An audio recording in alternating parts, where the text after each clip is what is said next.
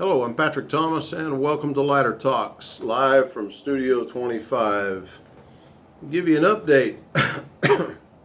My fiber optic cable is being installed as we talk.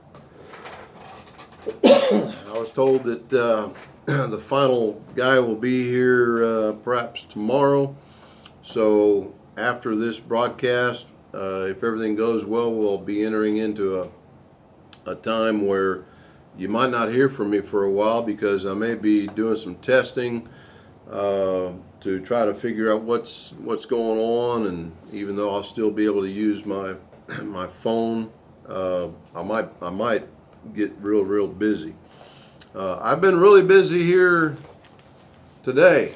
I've been on the phone all day. My phone's been ringing. You know, you see this, you read this. I'm sure a lot of people have been having some talks about today's Leader News. I tell you what, I hope the Leader News is selling some papers. I really do. I've never seen anything like it. Front page of the Leader News, we got closing doors of the heart of Argenta. Library facing loss of funding. Then we've got texts show participants were vexed.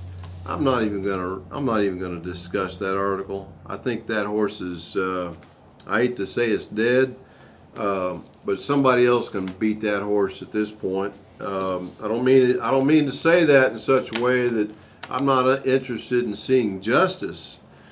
But I've read that article, and there's really not much more to say about it. City Councilman Smith has already apologized for what she's done. People have reached out to prosecutors. It's up to the leadership of this town now to decide what they want to do about it. And if the leadership of this town doesn't do anything about it, then I guess it's up to the citizens to try to do something about it. I think it's a rather pitiful day whenever the leadership of a community doesn't have some sort of system in place to discipline where and when needed. I'm not going to be the judge, jury, and executioner here, but I'm not going to talk about that. So, interesting story over here. BB's chief resigns. Dillon trial on Friday. That BB chief, he's moving on to another job somewhere else for personal reasons.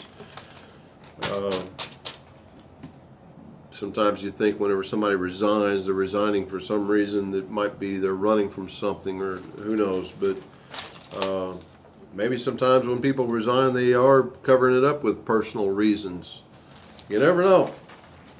That's really not, here in Jacksonville, that's not our baby, but it is part of the Leader News. I don't know if any of you have noticed or not, but the Leader News has been kind of hit and miss on putting in what I call the police beat stuff. It's interesting between what was on the front page and what's over here in the editorial section. We got enough police beat stuff right here to keep somebody who's reading busy for a while. The editorial section, Freedom of Information Violation, Serious Breach. Go buy you a paper, folks. Go buy you a paper. This letter to the editor, having read it, I've got one little area here highlighted. Councilmember Terry Sansing showed up a little early for the fireworks meeting and realized the rest of the group had been there for quite a while. He was livid and confronted the group. He probably knew what he was seeing and what he was witnessing. Moving over here, the Jacksonville cops need pay raises. Nobody is arguing the point that the cops need pay raises. Everybody needs a pay raise. And I said the other day, welcome to my world where you're going to have to do more with less. I still stand by that. some of what I am saying, and I'm all for this step raise, okay? I'm all for pay raises, but I kind of like what Smiley, Captain Smiley put together here. I don't think he was trying to throw City Councilman Sansing under the bus or anything, but you know, he's quoting Sansing from back in the 90s, and I remember voting on that issue to give officers pay raises back in that day. I don't think Captain Smiley was trying to throw him under the bus by saying we don't have any money for pay raises, and then apparently they did their little checks and came back with some accounting that the FOP had paid for this accounting audit to come back and say, oh yeah, they got enough money to give 100% pay raises, and only give the entire city 7%. Now, I tend to agree with, if you're going to give a pay raise to somebody, it probably ought to be citywide. Just because you think that your job is not what your counterpart is, when our government gets a pay raise or our military gets a pay raise, it's a small percentage, and it's across the board. Everybody gets it. Here in the city of Jacksonville, it's probably only fair, if you're going to give any pay raises, to give everybody pay raises. So, for those of you that don't understand this step pay raise issue, let me speak to that for just a minute. If you don't have a step pay raise, a step chart where you automatically step up in pay raises, if you don't have a step pay raise, what happens is you have a chart that is it's a fixed amount of money every year, if you will. And the only way that you can go up in any kind of amounts would be as if you were promoted. But for the city budget, it's a whole lot easier to manage a pay chart that doesn't have steps in it. If everybody is stepping up in their pay raises, then everybody moves up. Let's just throw out a number for the sake of discussion. If your step is 0.5% or 1% or 2%, for every year or every 2 years in your step in your longevity pay, then the budget's going to require 1 or 2% to step everybody up, based upon everybody having equal opportunity to step up. Now, military step pay is based upon your rank and your time in service, and it's fairly complicated, but we're not talking about a federal budget here, folks. We're talking about a city budget. And when you have something, remember now, I do advocate a step pay raise, but I'm also arguing for the other side, saying we don't want or we can't afford a step chart. A step chart during a bad time, during bad, hard times, is a bad thing, because now you've got something that is beyond your control, because it is automatically stepping people up. In good times, it's okay. Everybody gets a pay raise every 2 years or every 3 years or every 5 years. Pick a number, whatever you want to put in the step. For the military, it was every 2 years. Again, it's no doubt that we need pay raises, and everybody is probably looking for pay raises.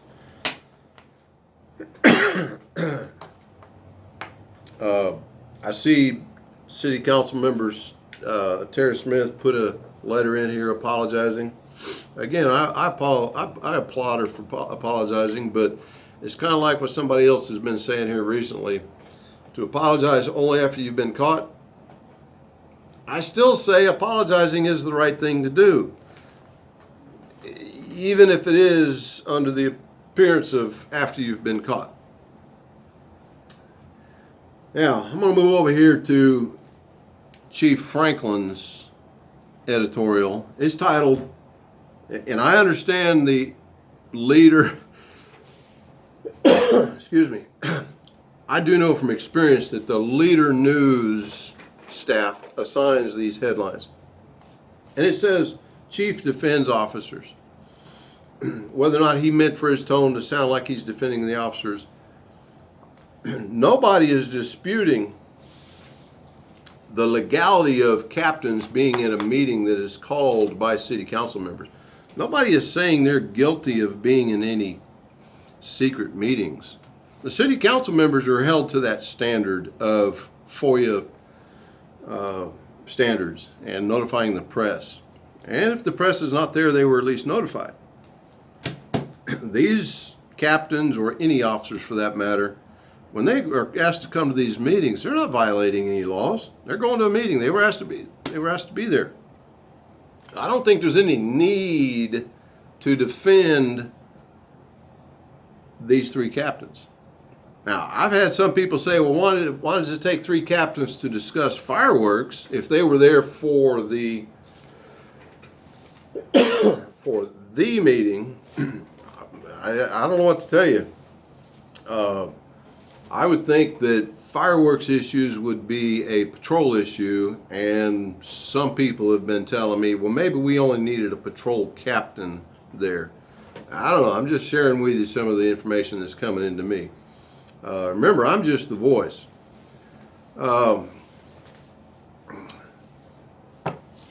For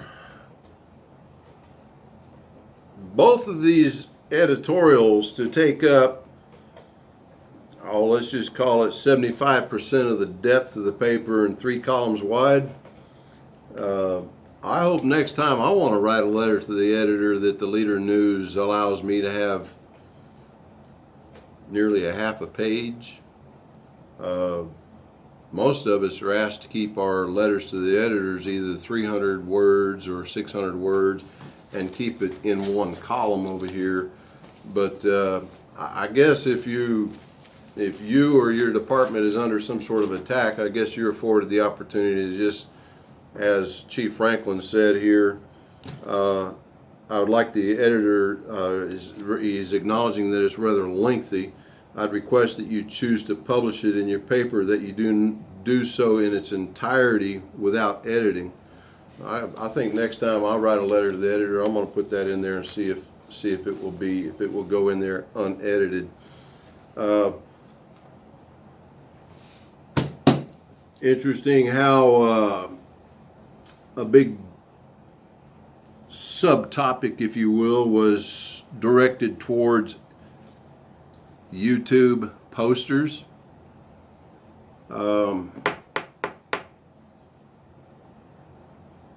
My name is Patrick Thomas,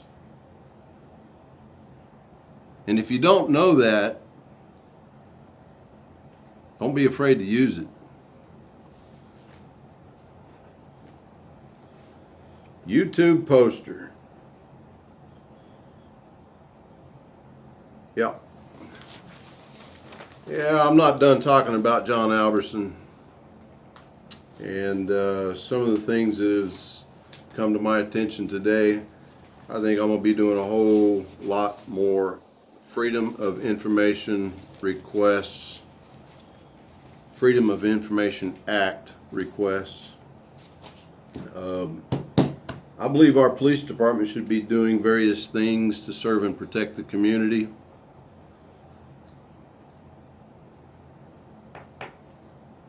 And they should be paid well to do it. And anytime Freedom of Information requests are done, it takes away from the duties of our officers, our sergeants, our lieutenants, our captains, and yes, takes time away from the police chief. So, I'm just going to leave that at that. But I will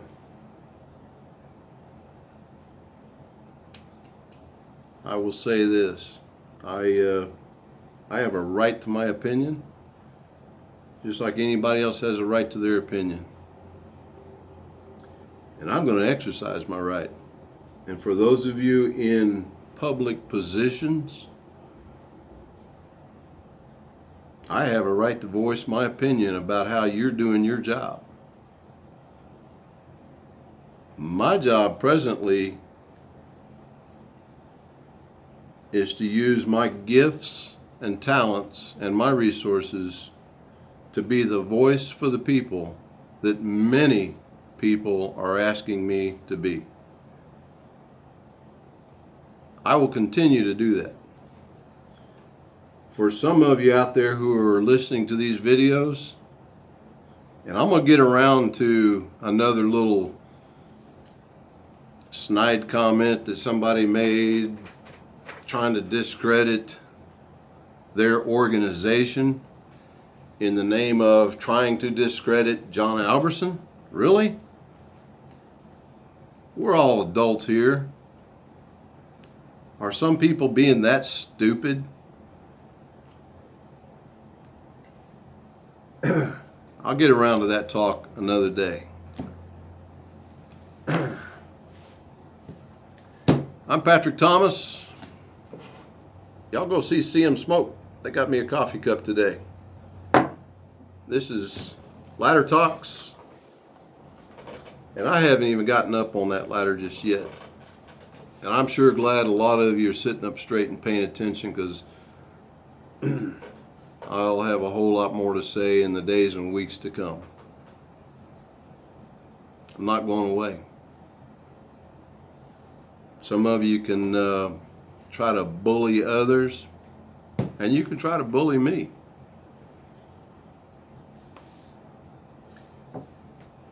We'll talk to y'all next time. Have a good day. Bye.